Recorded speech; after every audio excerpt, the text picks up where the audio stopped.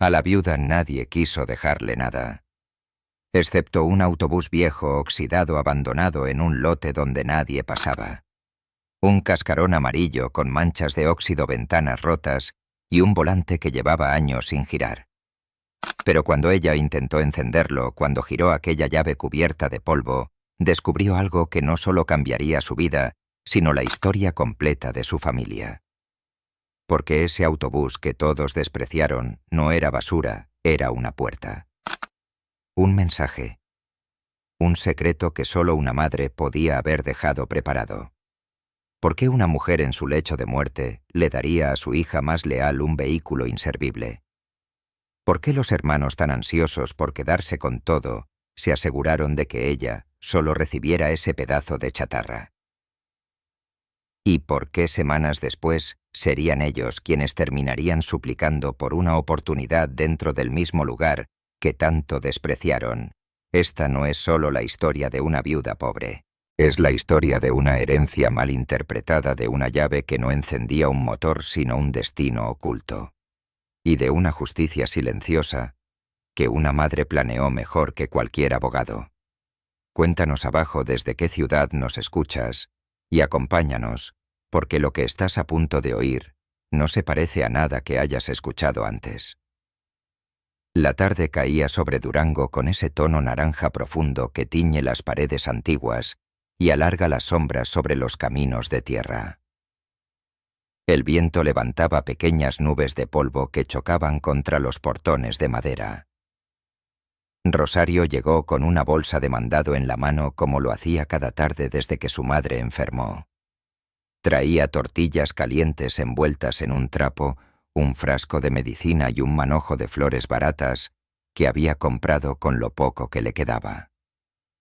Pero aquella tarde, algo era distinto. Frente al portón estaban estacionados 3 autos, el sedán gris, de Camila la camioneta negra de Arturo y el coche azul de Diego. Sus hermanos. Todos ahí, todos juntos. Y nadie la había llamado. Rosario sintió una punzada en el estómago. Se acercó despacio y se detuvo justo antes de tocar la puerta. Desde adentro se escuchaban voces. No eran voces tristes, no eran susurros de preocupación por una mujer agonizante. Eran voces duras, frías, afiladas como navajas discutiendo negocios. «Si no firmamos ahora, después todo será un lío», dijo Camila con ese tono calculador que siempre usaba cuando hablaba de dinero. «De acuerdo», respondió Arturo. «Hay que hacerlo legal hoy». «Apúrense», añadió Diego. «El notario ya viene». El aire se le atoró a Rosario en la garganta. ¿Un notario? ¿Para qué? ¿Y por qué nadie la había avisado? Apretó la bolsa con fuerza. Se quedó quieta pegada al muro escuchando cada palabra sin que su respiración pudiera volver a su ritmo normal. «La casa grande me toca a mí», dijo Camila. «Yo soy la que siempre ha manejado los asuntos de mamá. El terreno del centro va para mí», añadió Arturo. «Y la propiedad de la periferia es mía», remató Diego satisfecho. Rosario cerró los ojos sintiendo que el mundo se le iba de las manos. Estaban repartiendo todo sin ella. Así. Con su madre aún respirando, no pudo entrar. No así. No cuando hablaban de su madre como si fuera un estorbo y de sus bienes como si fueran premios de una rifa. Se alejó del portón y se sentó en la banqueta de enfrente. El viento le golpeaba la cara, pero ella no lo sentía. Sus hijos Santiago y Marifer jugaban a unos metros ajenos al dolor que ella trataba de ocultar. Desde que su esposo murió en un accidente minero 2 años atrás, su vida había sido una cadena interminable de trabajos mal pagados, noches sin dormir y un esfuerzo constante por mantener a flote a sus hijos. Pero siempre encontraba consuelo en los ojos de su madre que nunca la juzgó, su madre que siempre la abrazó, su madre que nunca la dejó sola. Y ahora detrás de ese portón, La estaban borrando de su propia familia. El notario llegó poco después, un hombre bajito de traje oscuro que entró con prisa y salió aún más rápido. Los hermanos salieron detrás de él con caras satisfechas como quien acaba de ganar algo que no le pertenece. Camila fue la primera en verla sentada en la banqueta. «¿Qué haces ahí, Rosario? Vaine a ver a mamá», respondió ella sin levantar la mirada. La risa de Camila fue corta seca. «Pues ya no hace falta. Todo está resuelto». «¿Qué resolvieron?» «El testamento», respondió Arturo, entregándole un sobre. «Toma tu copia», añadió Diego. Rosario abrió el sobre con manos temblorosas. Vio los nombres, las propiedades, las firmas. Y luego vio lo suyo. Para María del Rosario, Villeda, viuda de Herrera, autobús Chevrolet, modelo 1979, ubicado en el lote trasero. Un autobús, viejo, inservible. Eso era lo único que le dejaban. Camila soltó una carcajada. «Bueno, algo te tenía que tocar, ¿no? Ese autobús ni llantas tiene», añadió Diego. «Pero es tuyo. Felicidades». Rosario sintió cómo su pecho se cerraba. No era el autobús. No era la pobreza. Era la burla. El desprecio. El mensaje claro para ellos: ella no valía más que un montón de metal oxidado. Sin decir una palabra dejó caer el sobre en el suelo, tomó de la mano a sus hijos y entró a la casa. Necesitaba ver a su madre. Necesitaba escuchar algo de ella, alguna explicación. La encontró recostada pálida, respirando con dificultad. Rosario tomó su mano. «Mamá, ¿por qué?» Los ojos de la anciana se abrieron despacio, y aunque estaba débil, su mirada era firme. «Rosario, hijita, escucha. Me dejaron un autobús, mamá». «Sí». «¿Por qué hiciste eso?» La anciana apretó su mano con una fuerza que no parecía posible para alguien tan frágil. «Ese autobús no es lo que parece. Que toma la llave. Súbete. Enciéndelo. Confía en mí». Rosario no entendió nada. Pero la mirada de su madre, esa mezcla de amor, urgencia y secreto, se le quedó clavada en el alma. 3 días después, su madre murió. El día del funeral fue frío, distante. Sus hermanos lloraron frente a los demás, pero apenas terminó la ceremonia, se subieron a sus autos y se fueron a celebrar su nueva vida. Rosario quedó sola frente a la tumba recién cerrada, con Santiago y Marifer abrazados a su falda. Cuando la notaría entregó las llaves a cada heredero, ella recibió una llave oxidada atada con un cordel viejo. El papel decía: «Autobús Chevrolet, lote trasero». Rosario fue al lugar. Allí estaba el autobús enorme, abandonado, lleno de polvo, con los vidrios opacos por los años. Subió. El olor a humedad la golpeó. Los asientos estaban rotos. Todo parecía muerto.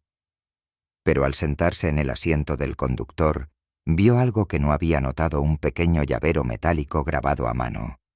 Lo tomó, lo leyó, y el corazón le dio un vuelco.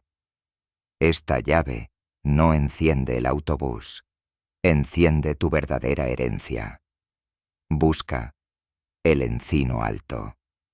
Kilómetro 38. Pregunta por don Aurelio». Rosario quedó paralizada. Ese no era un mensaje improvisado. Era un plan, un secreto, una última voluntad. Y cambió su vida para siempre. Rosario no durmió esa noche.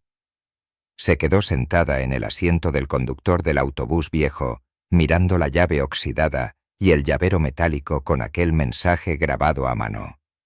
Lo leyó tantas veces que las letras parecían moverse bajo la luz tenue del amanecer. Esta llave no enciende el autobús. Enciende tu verdadera herencia. El Encino Alto. Kilómetro 38. Pregunta por don Aurelio. Jamás había escuchado ese nombre. Jamás su madre mencionó un rancho, una propiedad, ni nada que se pareciera a una verdadera herencia. Pero la voz de la anciana regresó a su mente como un eco súbete. Enciéndelo. Confía en mí. La llanta del autobús estaba enterrada en tierra. El motor estaba muerto desde hacía décadas. Su madre no pudo haber querido que realmente lo manejara. No era el vehículo. Era el mensaje. Era el camino. Rosario salió del autobús con la llave cerrada en el puño. El aire frío de la mañana le golpeó las mejillas. Afuera todo estaba en silencio. Sus hermanos ya habían vuelto a sus vidas cómodas, sin preocuparse por ella ni por los niños. Esa misma tarde, empacó una mochila con lo poco que tenía: 2 mudas de ropa, un cuaderno viejo, la foto de su madre pan duro, que aún quedaba en la cocina, y una botella de agua. Santiago y Marifer la miraban sin entender. «¿A dónde vamos, mamá?», preguntó Marifer frotándose los ojos. «A un lugar que la abuela quería que conociéramos», respondió Rosario tratando de sonar firme, aunque el miedo le revolvía el estómago. Tomó la llave por última vez y miró el llavero. Kilómetro 38. Nombre de Dios. Un sitio que ni siquiera sabía ubicar con certeza.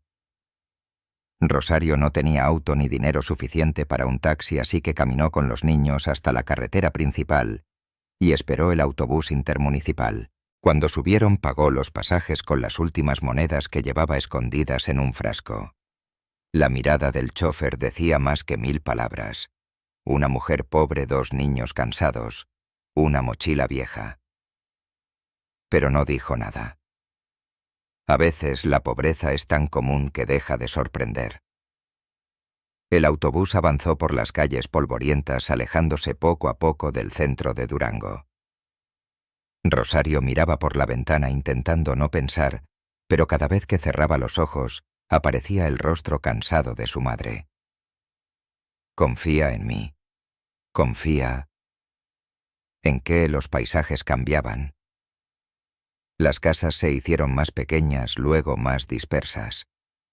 Las carreteras se estrecharon, los mezquites crecieron más altos, y el calor empezó a hacerse insoportable. Santiago se recargó en su brazo. Marifer dormía con la cabeza sobre sus piernas. Rosario acarició el cabello de ambos, luchando contra la angustia. ¿Qué había querido decir su madre con verdadera herencia?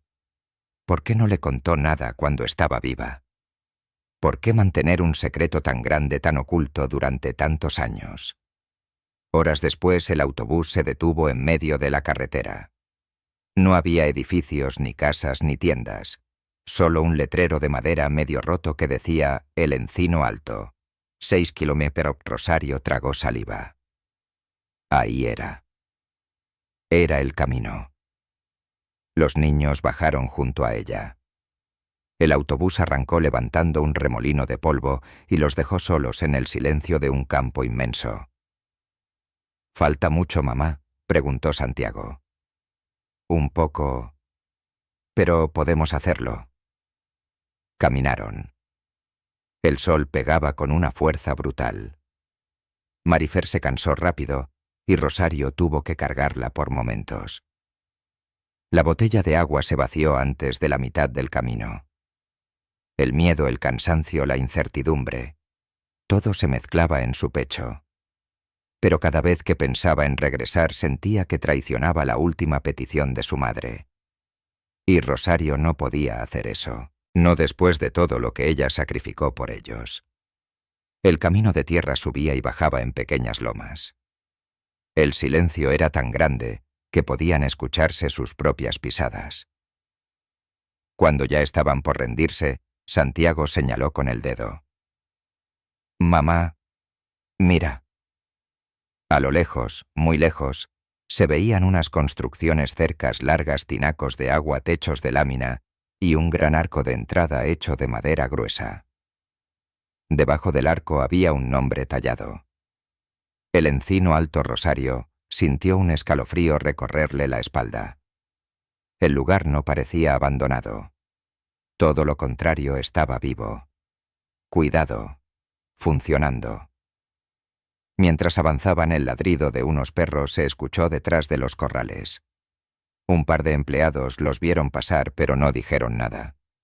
Rosario pensó que la echarían de inmediato, pero aún así siguió caminando aferrada a la llave en su mano. Frente a la casa principal, una construcción antigua pero impecable de adobe blanco y tejas rojas, apareció un hombre mayor. Alto, delgado, piel quemada por el sol, camisa a rayas y sombrero de palma. Tenía las manos grandes, llenas de venas gruesas, y una mirada profunda de esas que parecen leer lo que uno calla. El hombre se detuvo al verlos. Luego hizo algo que Rosario no esperaba. Se quitó el sombrero con respeto. «Usted es María del Rosario Villeda». Rosario se quedó helada. «Sí, soy yo. Entonces...» La estaba esperando. El corazón de Rosario dio un brinco. «Perdón. Me... estaba esperando». El hombre asintió. «Su madre me dijo que vendría. Dijo que algún día aparecería aquí con sus hijos. Y con una llave». Rosario apretó el llavero sin darse cuenta. Aquello ya no era solo extraño. Era inquietante.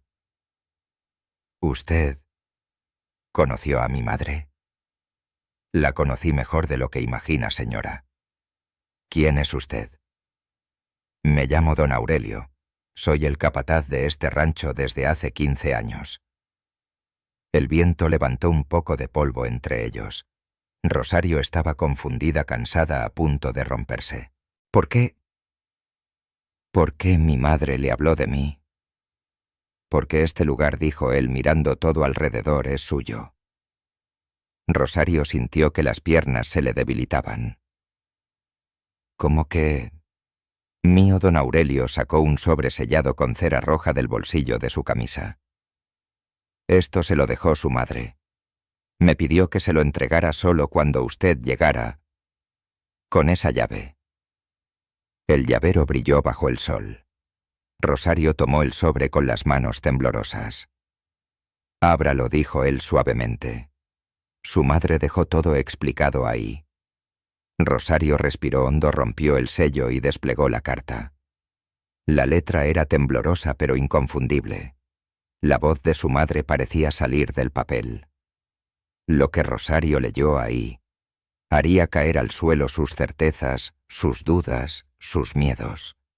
Y abriría una puerta que ella ni siquiera sabía que existía. Una puerta que cambiaría su vida y la de sus hermanos. Para siempre. La carta temblaba entre los dedos de Rosario, antes incluso de empezar a leerla. No era solo el calor, ni el cansancio del camino, ni el miedo. Era la sensación inquietante de que al abrir esas palabras escritas con tanta fragilidad, estaba abriendo también una puerta hacia algo que nunca habría imaginado. Tomó aire y comenzó. «Hija mía, si estás leyendo esto significa que encontraste el camino, que seguiste la llave, y que el autobús cumplió su propósito». Rosario sintió un nudo en la garganta. El autobús tenía un propósito. No pude decírtelo antes. No quise. El corazón de madre sabe quién merece qué, pero también sabe quién está rodeado de gente que no merece nada. Tus hermanos son sangre mía, pero no son corazón mío. Rosario tragó saliva sintiendo cómo las palabras la atravesaban. Hace 30 años, cuando tu padre murió, me dejó un pequeño capital. No era mucho, pero tampoco era poco. Yo lo convertí en algo más grande usando la única herencia que él me dejó, su intuición para la tierra. Compré este rancho, el Encino Alto, cuando nadie lo quería. Me costó trabajo, sacrificios y silencio. Rosario levantó la mirada hacia la casa grande, hacia los corrales, hacia los campos que se extendían hasta perderse entre los cerros. Su madre compró todo esto, y nunca dijo una palabra. Volvió a la carta. No quise contarlo porque sabía cómo eran tus hermanos. Ellos aman lo que brilla, lo que puede presumirse. Pero no aman lo que se cuida con las manos, lo que se mantiene con trabajo. Por eso decidí guardar este secreto hasta mi muerte. Rosario sintió lágrimas acumulándose. Tantas noches creyó que su madre no tenía nada. Tantos años pensando que ambas vivían con lo justo. Y mientras tanto este lugar existía. Legalmente todo está a tu nombre. Todas las escrituras, todos los registros, todas las transacciones fueron hechas con cuidado. Don Aurelio sabe todo. Él es mi mano derecha y ahora será la tuya si lo aceptas. El papel tenía una mancha de tinta como si la mano de su madre hubiera temblado mucho al escribir.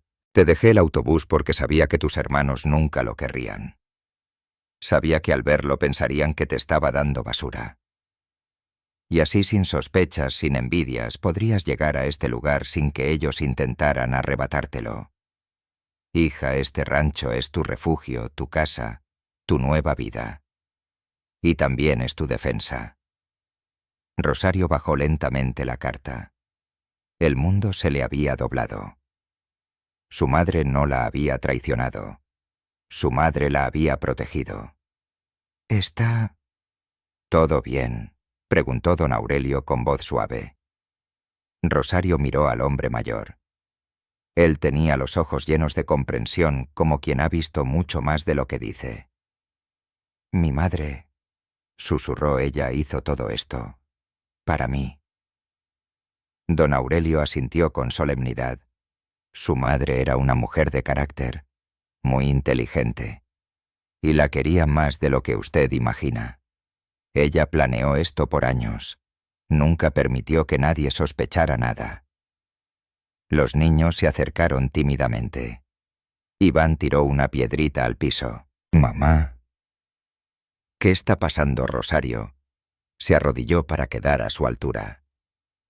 Estamos en un lugar que la abuela quería que encontráramos, dijo acariciando la mejilla de su hija. Aquí vamos a estar bien. Don Aurelio les hizo una seña para seguirlo. Vengan, les voy a mostrar todo lo que ahora es suyo. Caminaron por un sendero de tierra apisonada que llevaba hacia los corrales. Vacas robustas pastaban tranquilas, mientras un grupo de empleados cargaba pacas de heno. Algunos levantaron la mirada observando a Rosario con curiosidad y respeto. No había hostilidad, solo un aire de expectativa, como si todos supieran que ella llegaría algún día. Aquí tenemos el ganado principal, explicó don Aurelio, más de 300 cabezas. Su madre siempre quiso mantenerlas sanas. Ninguna ha faltado desde hace años. Rosario no podía creerlo. 300. 354 para ser exactos. Luego sonrió apenas. Su madre era estricta con los números. Pasaron después por los establos. 12 caballos relinchaban suavemente. Estos son caballos criollos bien entrenados, dijo don Aurelio. Su madre me dijo que uno de ellos sería para su hijo cuando creciera un poco. Santiago abrió los ojos con asombro. ¿Para mí? Si usted quiere, joven, respondió el capataz con un tono casi paternal. Rosario suspiró profundamente. Era demasiada información, demasiado rápido. Llegaron por fin a la casa grande. Una construcción amplia de adobe blanco y tejas antiguas. Una terraza con pilares de madera. Ventanas amplias hermosas. Cuando entraron, el olor a madera vieja y café recién hecho les envolvió el alma. La sala tenía muebles rústicos bien cuidados. Había fotografías antiguas colgadas en las paredes. Y en una de ellas, Rosario vio a su madre décadas atrás, joven sonriente parada junto a un árbol enorme detrás de la casa. Le ardieron los ojos. Ella estuvo aquí mucho tiempo, murmuró. Así es, confirmó don Aurelio. Este rancho era su orgullo. Nunca quiso venderlo. Nunca quiso dividirlo, y sobre todo, nunca quiso que cayera en manos equivocadas. Recorrieron la cocina con su estufa de leña todavía caliente. El comedor amplio donde cabían muchas personas. 3 habitaciones grandes limpias listas para usarse. Y al fondo un patio con un pozo de agua cristalina. Rosario se secó las lágrimas. No sé si puedo manejar algo tan grande. Claro que puede, respondió don Aurelio con una firmeza tranquila. Su madre creía en usted. Y yo también creo. Aquí no está sola. Yo y los trabajadores la apoyaremos en todo lo que necesite. Rosario miró a sus hijos correteando por el patio riendo, como no lo habían hecho en meses. Y supo que por primera vez en mucho tiempo había llegado a un sitio donde podían vivir, donde podían sanar, donde podían empezar de nuevo. Pero mientras ella sentía esa nueva paz en Durango, la tormenta apenas estaba comenzando. Esa misma noche Arturo recibió una carta del banco, una deuda inesperada. Camila descubrió que la casa del centro necesitaba reparaciones urgentes. Y Diego, el más confiado de todos, recibió la noticia de un litigio que no sabía que existía. Las risas, las burlas, la soberbia se estaban desmoronando. Y sin saberlo aún muy pronto los 3 emprenderían un viaje al mismo destino, donde Rosario ahora dormía por primera vez en paz. Solo que ellos llegarían no como dueños, sino como suplicantes. Mientras Rosario intentaba dormir en aquella habitación amplia, que todavía olía a su madre a manta limpia y a madera antigua en Durango, sus hermanos vivían un amanecer completamente distinto. Uno que no prometía paz ni futuro, sino el principio de un derrumbe que ninguno vio venir. Arturo fue el primero en despertar sobresaltado. Había dormido en el sofá, porque la cama del cuarto principal estaba cubierta de documentos. Durante toda la noche, revisó papeles, facturas, recibos y contratos que encontró en la casa que había recibido como herencia. Al principio pensó que era suerte una propiedad amplia bien ubicada con buen valor de mercado. Pero conforme avanzaban las horas, su expresión se transformó en una mueca de pánico. Las cuentas no cuadraban. La casa tenía una hipoteca antigua que nunca se terminó de pagar. Su madre había refinanciado la propiedad varias veces durante los últimos años para pagar tratamientos médicos, medicinas costosas y deudas que nadie conocía. Había meses completos sin abono, intereses acumulados, penalizaciones. La deuda total se había convertido en un monstruo. Un monstruo que llevaba la firma de Arturo, ahora que él era el dueño legal. Golpeó la mesa con frustración. No puede ser. ¿Por qué nunca nos dijo nada? Pero la verdadera pregunta era otra. ¿Por qué lo heredó sin advertirle? El sonido del timbre casi lo hizo saltar. Era un mensajero con una notificación. Tenía 30 días para regularizar los pagos atrasados o la casa sería embargada. 30 días. Y Arturo no tenía trabajo estable desde hacía meses. La desesperación le secó la boca. Mientras tanto, Camila despertaba en su casa del centro, la que tanto presumió durante años.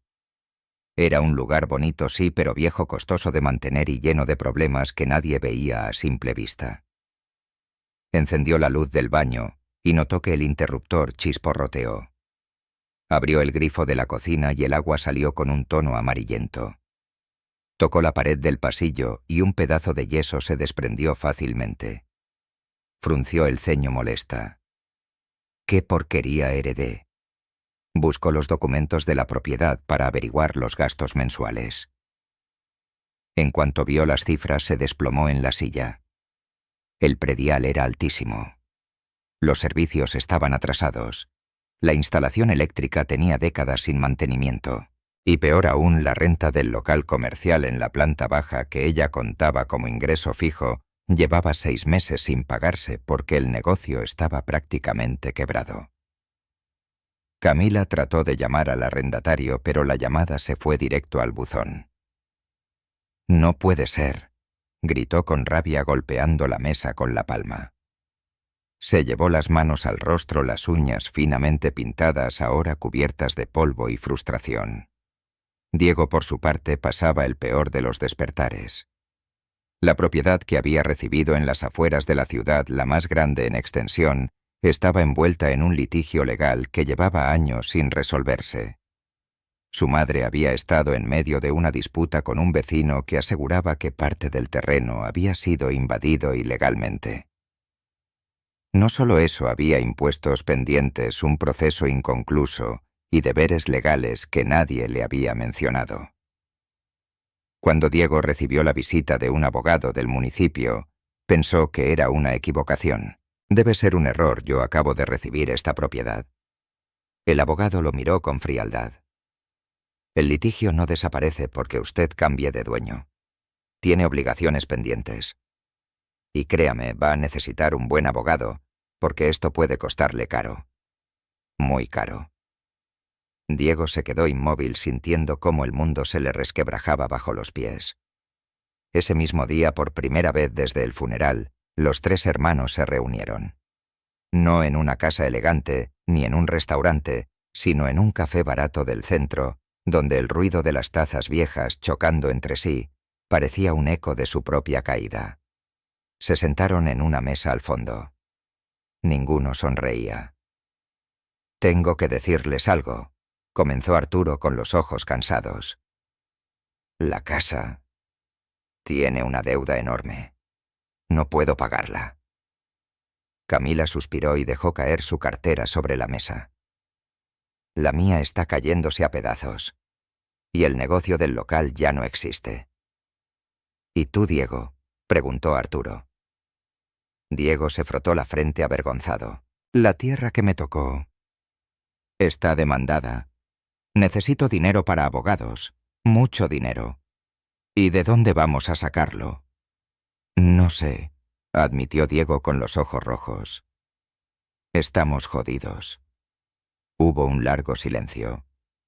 La verdad estaba clara. La herencia que creían un premio era en realidad un peso que ninguno podía cargar. Fue Camila quien con voz baja planteó la pregunta que a todos les daba miedo decir. «¿Y Rosario? ¿Dónde está viviendo? ¿Qué recibió ella?» «Un autobús viejo», respondió Arturo sin pensarlo. «Sí, pero...» Camila se inclinó hacia ellos. «¿Y si...? No sé. ¿Y si...? Ella también necesita ayuda». Arturo soltó una risa amarga. «Ella... ¿ayuda?» «No sabemos nada», insistió Diego. «No contesta llamadas. No está en su casa. Nadie la ha visto». Arturo miró fijamente su taza como si buscara respuestas en el fondo. «Tal vez...», murmuró. «Tal vez fue al lote donde está el autobús». Pero antes de que pudieran llegar a alguna conclusión, un hombre sentado en la barra se levantó y los interrumpió. «Disculpen. ¿Ustedes dijeron autobús?» Los tres hermanos lo miraron con recelo. «Sí, ¿por qué?» «Porque escuché que buscan trabajo», respondió el hombre. «Si de verdad están tan apretados, hay un rancho cerca de Nombre de Dios que está contratando gente». Los tres se tensaron. «¿Qué rancho?», preguntó Diego. «Se llama El Encino Alto», dijo el hombre. «Pagan bien. La dueña es estricta pero justa. Dicen que necesita trabajadores. Si están desesperados, es buena oportunidad». Arturo dio un golpe suave en la mesa. «El Encino Alto...». «¿Lo conoces?», preguntó Camila. «No, pero me suena. No sé de dónde, pero me suena».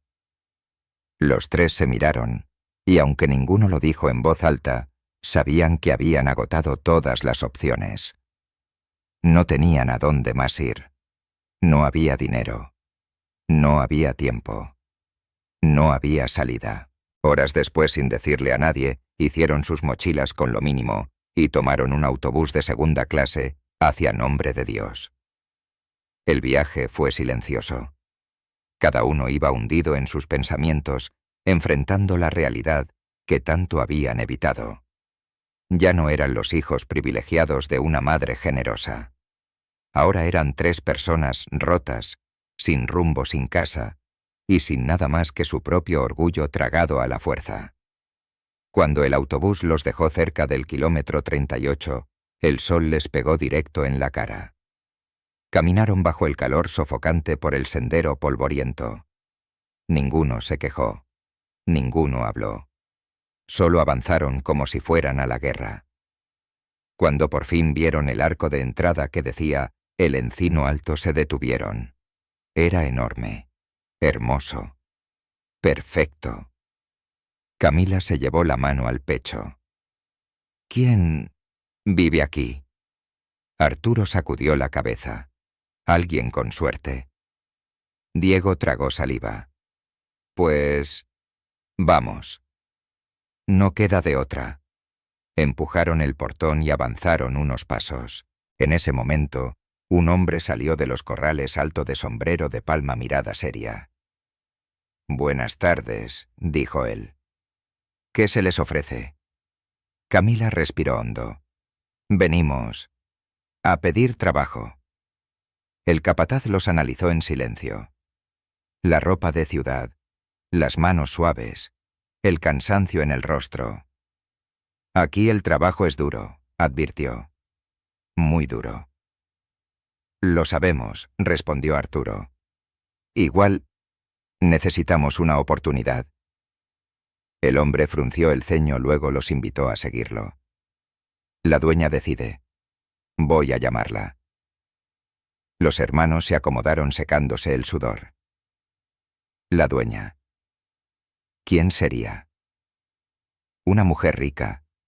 Una anciana poderosa.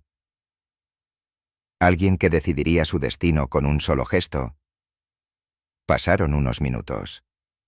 Hasta que desde la casa grande apareció una figura conocida. Una silueta con paso firme y ropa sencilla pero limpia.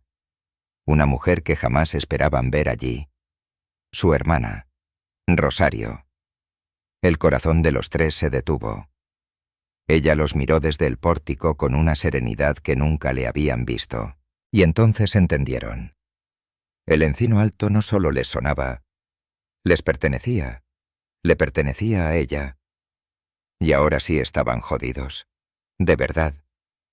Rosario se quedó quieta en lo alto del pórtico con las manos entrelazadas frente al cuerpo y la mirada firme. No había rabia en sus ojos, ni orgullo, ni rencor explícito. Pero tampoco había la vulnerabilidad de antes. Los hermanos se quedaron congelados.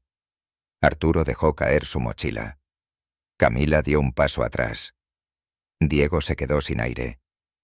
«¿Rosario?», murmuró Camila incrédula. Rosario bajó los escalones con calma. El capataz don Aurelio se mantuvo a su lado como una sombra protectora. A cada paso, el silencio se hacía más pesado. Cuando al fin se detuvo frente a ellos, ninguno se atrevió a hablar. Los ojos de Rosario recorrieron los rostros de sus hermanos demacrados, cansados, vencidos por la vida que ellos mismos habían fabricado con su soberbia. «¿Qué están haciendo aquí?», preguntó Rosario al fin con una voz tan fría como el metal del llavero que la llevó hasta ese lugar. Arturo tragó saliva. «Rosario, venimos buscando trabajo». La palabra trabajo sonó extraña en la boca de Arturo, como si aún le quemara el orgullo. Diego apretó los dientes.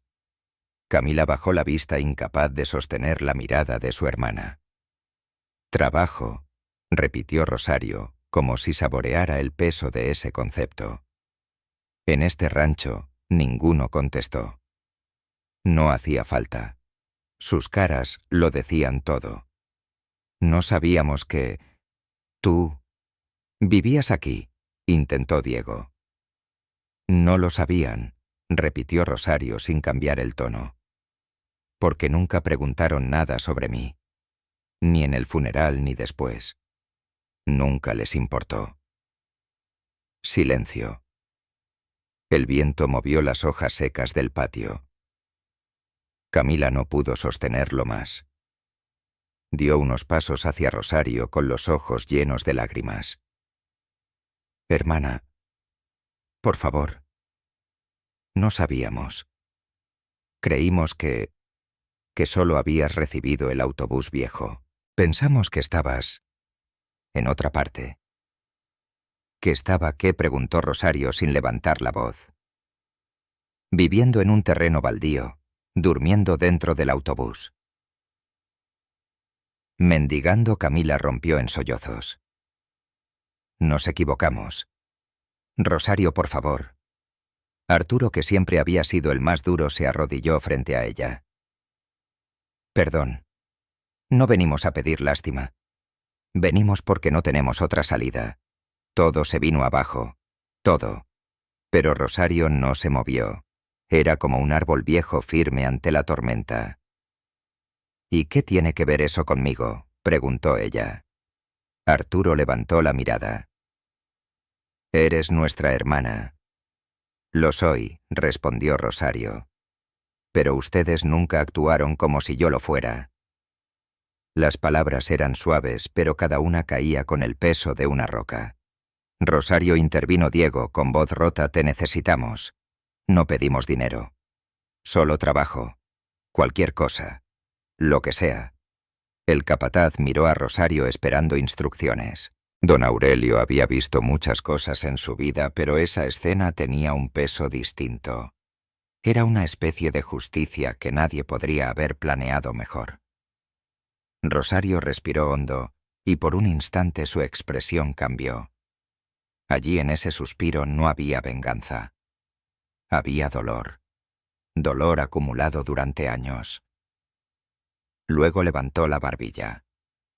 Está bien, dijo finalmente. Si quieren trabajar, trabajarán. Los tres levantaron la cabeza al mismo tiempo, sorprendidos. Pero añadió Rosario: lo harán como todos los demás, desde abajo. Sin privilegios, sin excusas, sin atajos.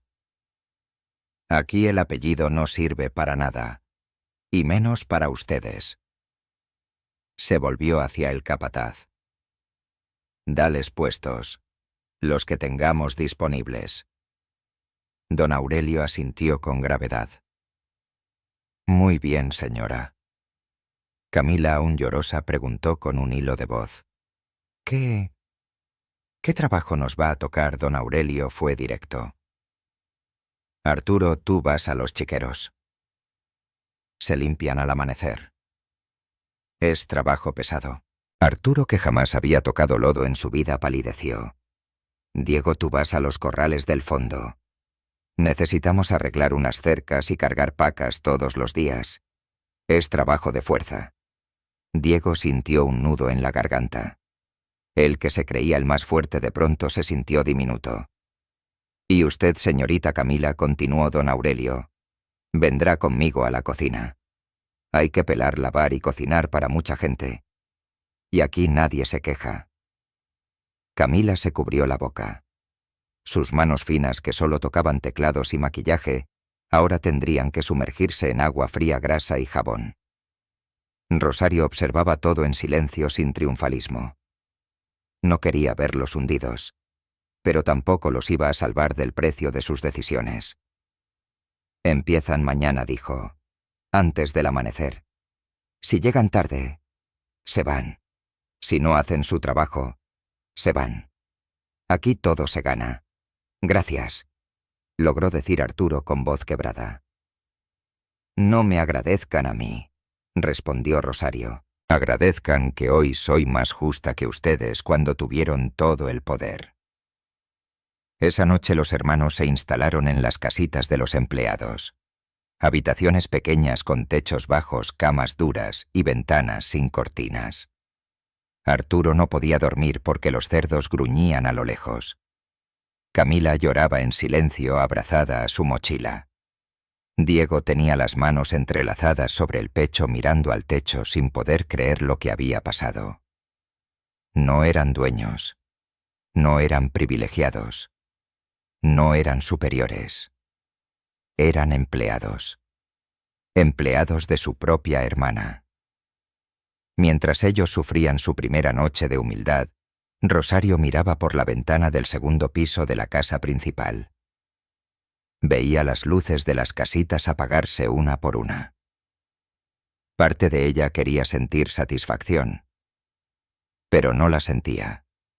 Lo que sentía era una mezcla extraña de justicia y tristeza. Porque aunque por fin tenía lo que merecía su familia, estaba rota. O eso creyó, porque el destino tenía preparada otra prueba, una mucho más grande, más oscura, más peligrosa que cualquier humillación que sus hermanos hubieran vivido. Una prueba que no solo pondría en riesgo el rancho, sino a sus hijos. Esa madrugada, cuando el canto del gallo apenas rompía el silencio, alguien golpeó el portón del rancho con una fuerza inusual. Don Aurelio salió con una lámpara en la mano. Rosario, despierta por la inquietud, bajó rápidamente las escaleras. «¿Qué pasa?», preguntó Rosario. Don Aurelio tragó saliva antes de hablar. «Hay un hombre afuera, señora. Dice que quiere verla». «¿Quién es?». El capataz la miró con seriedad.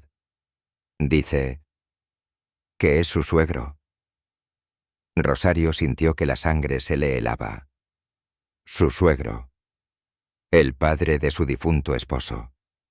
Un hombre que nunca la aceptó. Un hombre que tenía dinero, poder y un odio particular hacia ella. «Quiere hablar con usted», añadió don Aurelio. «Y viene acompañado». Rosario respiró hondo, apretando la baranda con fuerza. «¿Qué quiere?», preguntó con la voz casi quebrada. Don Aurelio bajó la mirada. «Dice que quiere a los niños». Rosario sintió que el mundo se le derrumbaba. Otra vez. Pero esta vez no iba a correr, ni a esconderse, ni a obedecer, porque ahora tenía algo que nunca antes tuvo poder, y un hogar que defender. El enfrentamiento estaba por comenzar. El portón del rancho estaba oscuro, iluminado apenas por la lámpara que sostenía don Aurelio. Del otro lado, la silueta de un hombre alto, robusto, con sombrero fino y botas impecables, aguardaba con una postura rígida y arrogante. A su lado, dos hombres más jóvenes, vestidos con trajes que no combinaban con el campo, observaban el lugar con ojos fríos. Cuando Rosario llegó junto al capataz, el hombre levantó la vista y su voz retumbó como si le hablara a un sirviente. «Rosario, te dije que algún día íbamos a hablar». Ella lo miró sin bajar la cabeza. «¿Qué hace aquí, señor Felipe Herrera, padre de su difunto esposo?». Avanzó un paso apoyándose en la reja como si fuera dueño de todo lo que veía. «Vine por mis nietos». Rosario sintió un golpe como un puño directo al pecho. «No tiene ningún derecho». Felipe sonrió con una tranquilidad que solo tienen aquellos acostumbrados a ganar siempre. «Tengo más derecho que tú. Y mañana presentaré una demanda formal. Tú no puedes darles la vida que merecen. Eres una pobretona sin educación ni estabilidad. Y ahora, aunque tengas este rancho…». Miró alrededor evaluando cada detalle. «No sabes manejarlo. No sabes nada. Yo sí sé. Y mis nietos estarán mejor conmigo». Rosario apretó los puños. «Mis hijos están bien aquí. No se irán». «No es tu decisión», replicó Felipe ladeando la cabeza. «Será la de un juez. Un juez que me conoce desde hace años. Un juez que sabe quién soy. ¿Y tú? Tú no eres nadie». Don Aurelio dio un paso dispuesto a intervenir, pero Rosario lo sostuvo con un gesto. «No, déjeme a mí». Miró fijamente a su suegro. «No se llevará a mis hijos. Ni hoy, ni mañana, ni nunca». Felipe chasqueó la lengua y se dio media vuelta. «Nos vemos en la corte. Y te advierto algo: cuando gane, Voy a asegurarme de que nunca los vuelvas a ver. Se subió a la camioneta y desapareció entre el polvo del camino. Rosario quedó ahí quieta sin poder respirar. El miedo se le había metido en los huesos como una helada repentina. A la mañana siguiente el rancho entero sabía lo ocurrido. Los trabajadores murmuraban entre sí preocupados por Rosario y por los niños. Don Aurelio había llamado a un abogado en Durango, un hombre joven pero competente llamado Rafael Ibarra. Sin embargo, al revisar los documentos, su expresión se tornó seria. El señor Felipe tiene recursos, contactos y un historial limpio. Para un juez tradicional, él parecería la mejor opción. ¿Qué podemos hacer?, preguntó Rosario con la voz quebrada. El abogado suspiró. Necesitamos algo que lo desacredite. Algo que demuestre que no es apto para la custodia. Pero sin pruebas, será difícil. Los hermanos de Rosario escuchaban desde la entrada, aún con las manos marcadas por el trabajo del rancho. Arturo fue el primero en hablar. Nosotros queremos ayudarte. Rosario se giró hacia ellos. ¿Ayudarme? Después de todo lo que hicieron Camila, dio un paso adelante. No podemos deshacer el pasado, Rosario, pero sí podemos hacer algo ahora. Diego asintió. Queremos hacerlo porque es lo correcto, no por conveniencia. Por primera vez, queremos ser familia. Rosario los miró largo rato. Y aunque su corazón aún estaba herido, no vio mentira en sus ojos. Vio miedo. Vio arrepentimiento. Vio humanidad. ¿Qué proponen?, preguntó finalmente. Arturo habló con firmeza. Cuando yo trabajaba en construcción conocí a un hombre de Chihuahua, un exminero. Me contó cosas del señor Felipe, cosas que él pagó para ocultar. El abogado levantó la mirada. ¿Qué tipo de cosas? Arturo tragó saliva. Muertes. Accidentes no reportados. Pagos para silenciar familias. Amenazas. Camila se tapó la boca horrorizada. Rafael el abogado se incorporó de inmediato. ¿Ese hombre todavía vive? Sí, respondió Arturo. Y sé dónde encontrarlo. El abogado no lo dudó. Necesitamos a ese testigo. Hoy mismo. Diego ya estaba empacando una mochila. Vamos los tres. Rosario intentó detenerlos. Es peligroso. Ese hombre, mi suegro, no se detendrá ante nada. Arturo sonrió con amargura. Hace tiempo que tocamos fondo, hermana. No tenemos nada que perder. Pero tú sí. Tú tienes algo que vale más que cualquier casa o terreno, tus hijos. Y no vamos a dejar que te los quiten. Por primera vez en años, Rosario les creyó. El viaje a Chihuahua fue largo, polvoriento y angustiante. Cuando los hermanos llegaron a la casa del exminero Fermín Robles, tocaron con cuidado. El hombre abrió apenas una rendija receloso. ¿Qué quieren? Arturo se presentó y explicó la situación. Fermín los escuchó con los ojos entrecerrados. Luego lentamente abrió la puerta. Entren. En la sala había cajas llenas de documentos, fotografías viejas, recibos, listas de nombres. Evidencia del horror que el señor Felipe había ocultado durante años. Fermín inhaló profundamente. Conservo todo esto, porque aún tengo pesadillas. Muchos murieron ahí abajo, y nunca tuvieron justicia. Ayúdanos, pidió Camila. Por favor. El hombre los miró a los tres, luego fijó la vista en los papeles. Está bien. Pero deben tener valor. Esto no solo lo acusa, lo destruye. Eso es justo lo que necesitamos, respondió Diego. Fermín entregó la caja completa. Llévenla con cuidado. La verdad pesa más de lo que creen. Días después, en la corte de Durango, Felipe llegó impecablemente vestido, rodeado de abogados. Rosario estaba sola excepto por Rafael y sus hermanos. El juez repasó los argumentos de ambos lados. Felipe hablaba con seguridad, mostrando estatus, influencia, estabilidad. Rosario se mantuvo en silencio, sosteniendo la foto de sus hijos. Entonces, Rafael pidió presentar evidencia adicional. Felipe protestó. Objeción. Eso no está en el expediente. El juez lo miró con cansancio. Si la defensa tiene pruebas relevantes, serán escuchadas. Y lo fueron. Documentos firmados por Felipe. Pagos sin declarar. Listas de mineros desaparecidos. Fotografías de túneles derrumbados. Cartas de familias amenazadas. El juez quedó helado.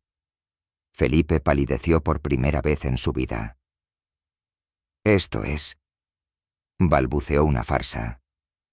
Una mentira.